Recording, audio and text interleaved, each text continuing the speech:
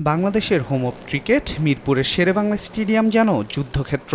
রোববার স্টেডিয়াম এলাকায় আকাশে ছিল সেনা হেলিকপ্টার, পরে তা নেমে আসে মাঠেও সশস্ত্র মহড়া চালানো হয়েছে। আর এমনটির কারণ মূলত ক্রিকেটারদের নিরাপত্তা দেয়া। যে কোনো অনাকাঙ্ক্ষিত ঘটনা এড়াতেই এই বিশেষ আয়োজন। বাংলাদেশের সাম্প্রতিক রাজনৈতিক অস্থিরতায় সরে গেছে নারী টি-20 বিশ্বকাপের আসর। শঙ্কা আছে ঘরের মাটিতে আসন্ন দক্ষিণ আফ্রিকা সিরিজ নিয়েও, তবে সেই শঙ্কা দূর করতে কাজ করছে বিসিবি। দক্ষিণ আফ্রিকাকে নিরাপত্তা নিয়ে চিন্তামুক্ত রাখতে রোববার মিরপুর স্টেডিয়ামে বিশেষ মহড়া দিয়েছে বাংলাদেশ সেনাবাহিনী। এই মহড়ার কারণ, আগামী মাসের মাঝামাঝি সময়ে বাংলাদেশ সফরে আসবে দক্ষিণ আফ্রিকা ক্রিকেট দল।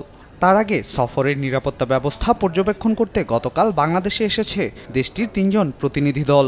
জানা গেছে রোববার চট্টগ্রামের জহুর আহমেদ চৌধুরী স্টেডিয়াম ঘুরে দেখবেন দক্ষিণ আফ্রিকার প্রতিনিধি দল।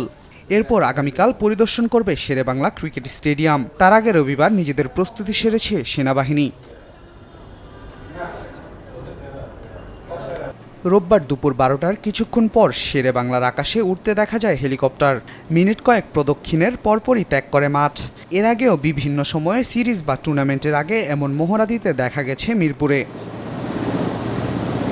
উল্লেখ্য, আগামী ১৬ই অক্টোবর বাংলাদেশে আসবে দক্ষিণ আফ্রিকা। একদিনের বিশ্রাম শেষে প্রোটিয়ারা অনুশীলন করবে ১৮, ১৯ ও ২০ অক্টোবর। মিরপুরে সিরিজের প্রথম টেস্ট শুরু হবে ২১ অক্টোবর। সিরিজের দ্বিতীয় টেস্ট চট্টগ্রামে শুরু ২৯ অক্টোবর। আল মাহমুদ ফাহিম, দেশ টিভি, ঢাকা।